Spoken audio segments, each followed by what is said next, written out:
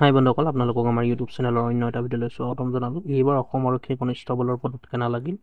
আছাম পুলিচৰ কাৰণে bed news, বেয়া খবৰ। চাওক বন্ধুসকল, পদ নথকা স্বত্বেও শাৰীৰিক পৰীক্ষাত উত্তীৰ্ণ কৰোৱালে পৰীক্ষাৰ্থী। পদ নাছিলে, পদ নথকা অৱস্থাত শাৰীৰিক যিটো পৰীক্ষা হৈছিলে, যিটো ফিজিকেল পৰীক্ষা হৈছিলে, ফিজিকেল টেষ্ট হৈছিলে, সেইটোত উত্তীৰ্ণ কৰোৱাবই নালাগিছিলে। উত্তীৰ্ণ কৰোৱালে আৰু কাট অফৰ ক্ষেত্ৰতো ধুনীয়া মাৰ্কছ পায়ো এতিয়া পদ নাইকিয়া। গতিকে ভিডিঅ'টোত কি ক'লে আপোনালোকে সকলোখিনি কথা গম পাব। পৰীক্ষাৰ্থীসকলে কি ক'লে, হাজাৰ হাজাৰ শিক্ষাৰ্থী এতিয়া হাইকোৰ্টৰ কাষ চাপিছে যে হাইকোৰ্ট কৰিম বুলি কৈছে।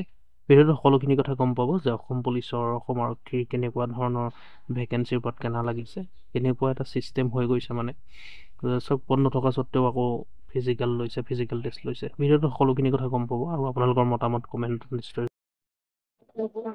অসম আৰক্ষীৰ কনিষ্টবল পদৰ পৰীক্ষাত লাগিল কেনা। পদ নথকা স্বত্বেও শাৰীৰিক পৰীক্ষাত উত্তীৰ্ণ কৰোৱালে পৰীক্ষাৰ্থীক। অধিক কাট অফ মাৰ্ক ধাৰ্য কৰাক লৈ বিমূৰত পৰিছে অধিকাংশ শিক্ষাৰ্থী। ৰ'দে বৰষুণে দৌৰিও নাপালে উচিত মৰ্যাদা।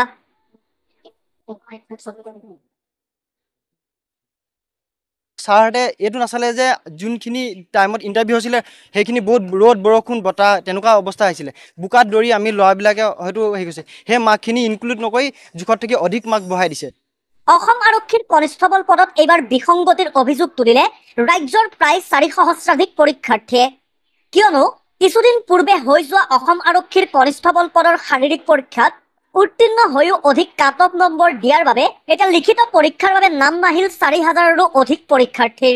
ABUB যোনটো কাট অফ লিষ্ট মাৰিছে, সেই কাট অফ লিষ্টটো আমাৰ যিবোৰ শাৰীৰিক পৰীক্ষা যোনবোৰ উত্তীৰ্ণ হৈছে ল'ৰাবোৰে জোখতকৈ অধিক কাট অফ লিষ্ট মাৰিছে।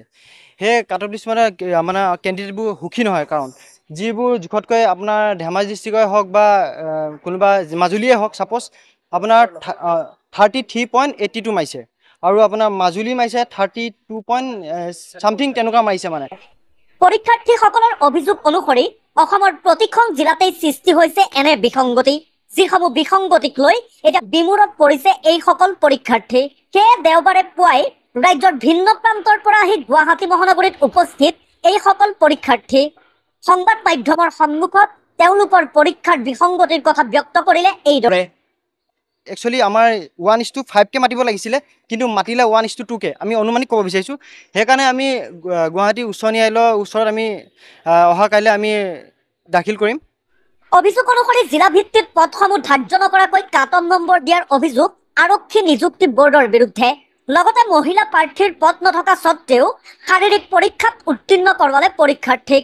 লিখিত পৰীক্ষাৰ বাবে প্ৰতিটো পদৰ বাবদ 5জন প্ৰাৰ্থী অৱতীৰ্ণ হোৱাৰ নিয়ম, কিন্তু পৰীক্ষাত কিমানজন প্ৰাৰ্থী অৱতীৰ্ণ হ'ল তাৰো তথ্য উল্লেখ নাই পৰ্টেলত। ফলত লিখিত পৰীক্ষাত অৱতীৰ্ণ হোৱাৰ পৰা বঞ্চিত কেইবা সহস্ৰাধিক প্ৰাৰ্থী। ধেমাজি ডিষ্ট্ৰিক্টত যোনটো ছোৱালী কাট অফ আছিলে, সেই ছোৱালী কাট অফ যোনটো পোষ্টে যদি নাছিলে তেখেতক মাতিছিলে কিয়? যদি আমাৰ ধেমাজি ডিষ্ট্ৰিক্টত ফিমেলত এবিধ পষ্টে নাছিলে তেনেহ'লে আমাক কিয় দৌৰালে, সেইটোৱে আৰু। আমি যথেষ্টখিনি নম্বৰ পাইছোঁ। মই ফিজিকেলত টোটেল মাৰ্ক 34.92 পাইছোঁ। তথাপিও মানে এতিয়া কাট অফ মাৰ্কত এতিয়া মোৰ নামটো অহা নাই। এতিয়া এইসকল পৰীক্ষাৰ্থীৰ কাটৰ আহ্বান মুখ্যমন্ত্ৰী হিমন্ত বিশ্ব শৰ্মাৰ লগতে অসম আৰক্ষীৰ সঞ্চালক প্ৰধান হৰমিত সিঙলৈ। যদিহে কোনো সুদুত্তৰ নাপায় তেনেহ'লে সোনকালেই গুৱাহাটী উচ্চ ন্যায়ালয়ৰ কাষ চাপিব এইসকল